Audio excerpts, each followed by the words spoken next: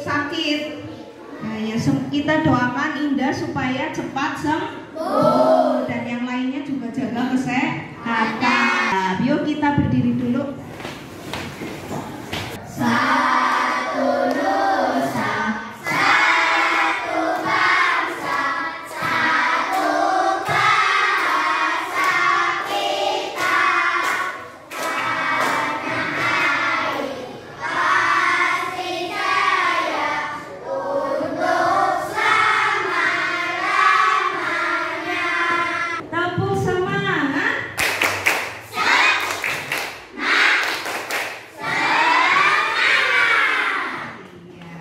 Guru bertanya, lalu itu kita belajar tentang apa ya? Paragraf, iya, tentang paragraf. Nah, ada yang masih ingat paragraf itu apa? Paragraf adalah kumpulan beberapa kalimat yang saling berkaitan. Iya, kumpulan beberapa kalimat yang saling berkaitan. Ini adalah salah satu contoh teks bacaan yang terdiri dari beberapa paragraf. Di teks bacaan tersebut ada berapa paragraf? Ada tiga paragraf. Yang paragraf pertama itu ada berapa kalimat? Berapa? 4 kalimat. Iya betul. Paragraf yang kedua? Paragraf yang kedua juga 4 kalimat. Ya, yang paragraf ketiga ada berapa kalimat? 4. Ya, ada 4 kalimat ya.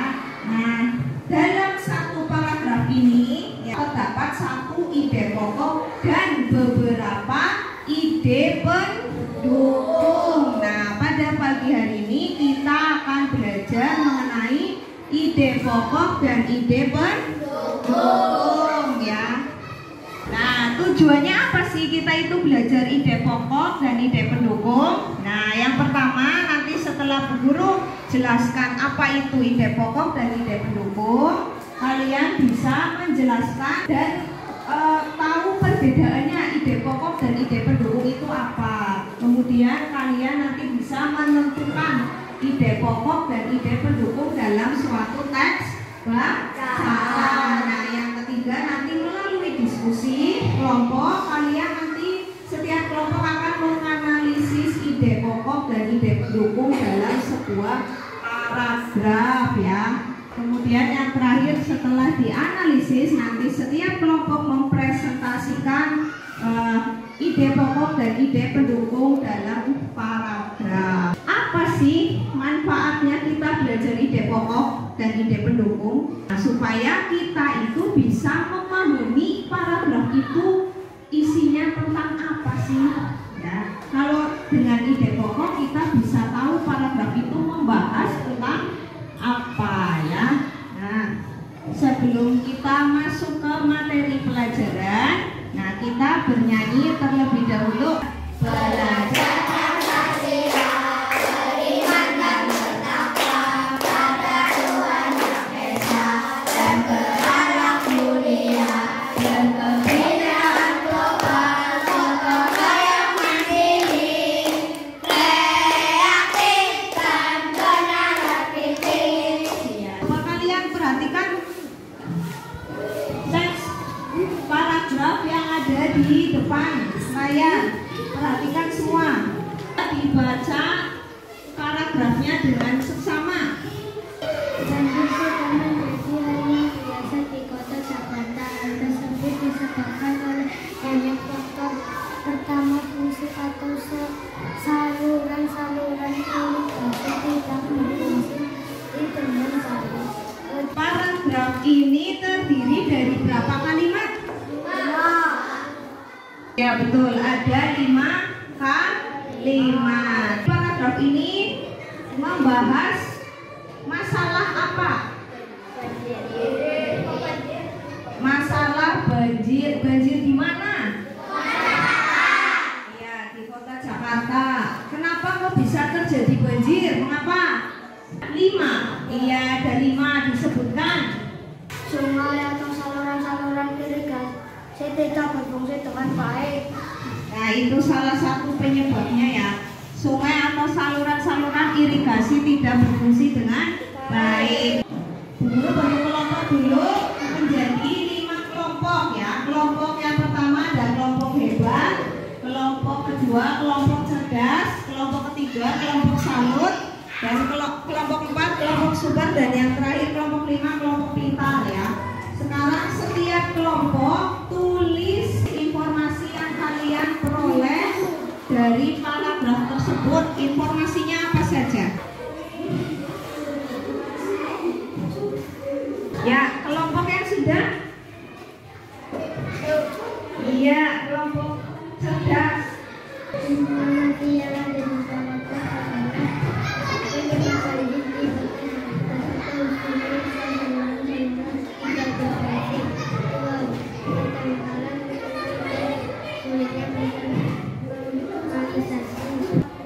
menurut kelompok cerdas, informasi yang diperoleh adalah penyebab banjir di kota Jakarta ya. Penyebabnya tadi ada berapa? 5 ya. Nah, itu adalah informasi yang kalian peroleh dari paragraf. Kita beri tepuk salut dulu untuk kelompok cerdas. Tepuk salut.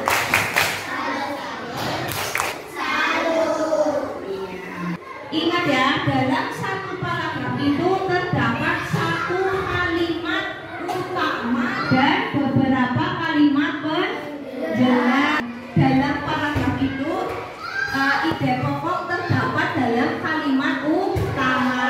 Jadi kita bisa tahu ide pokok sebuah paragraf dari kalimat utamanya itu. Masalah penyebab banjir di kota Jakarta. Kalian itu sama saja seperti menentukan ide pokok. Dilihat coba paragrafnya. Kalimat pertama bunyinya apa itu?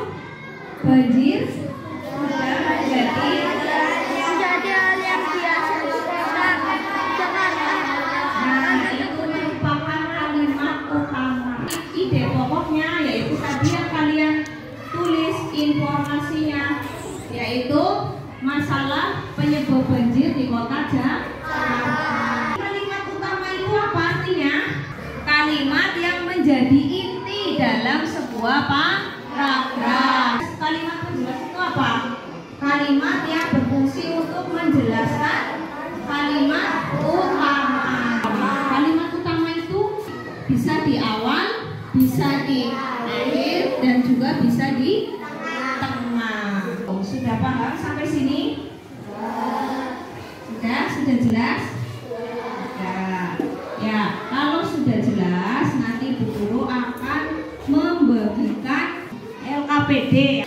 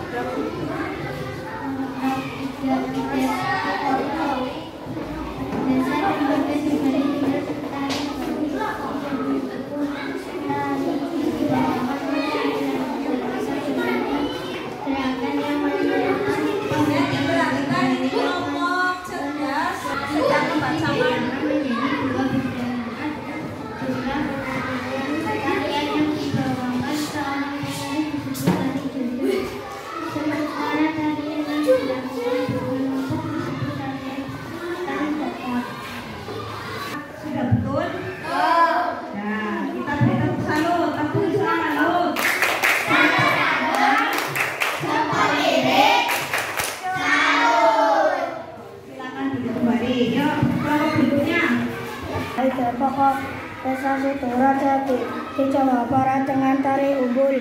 Desa ide pendukung 1.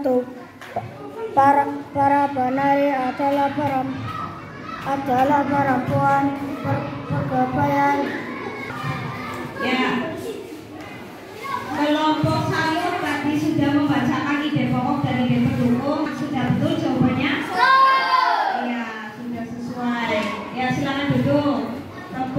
dulu untuk kelompok salut. Kelompok salut. Jempol kanan, jempol kiri, salut.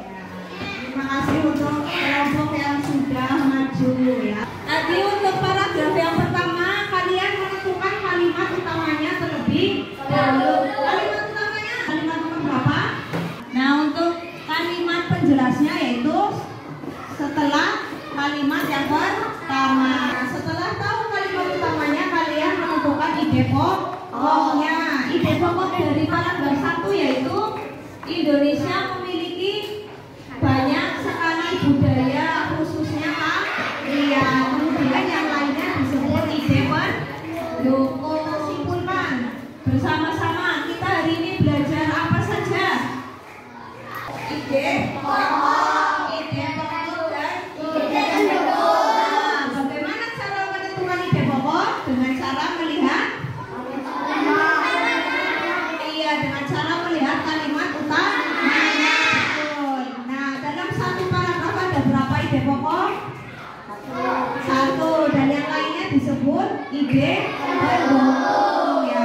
Dulu akan menguji pemahaman kalian dengan membagikan soal evaluasi.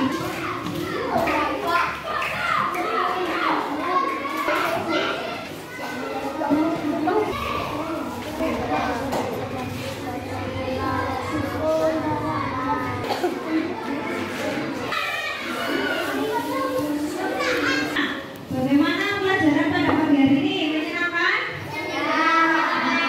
Ada yang belum dipahami dari materi ini? Sudah paham semua? Suwe ora jamu, jamu godhong telo. Suwe ora ketemu, ketemu pisan gawe telo. Nah, untuk pertemuan berikutnya kita belajar mengenai paragraf persuasi. Halaman berapa Ibu di situ? 85 ya. Kalian belajar di rumah, kalian pelajari apa itu paragraf persuasi ya. Bu Guru akhiri pembelajaran pada pagi hari ini. Ketua kelasnya memimpin doa. Berdoa. Mulai.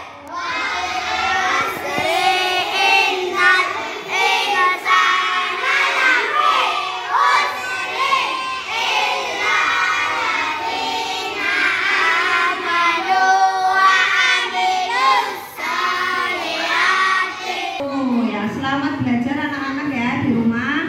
Ya, Bu akhiri pembelajaran pada pagi hari ini. Assalamualaikum warahmatullahi wabarakatuh.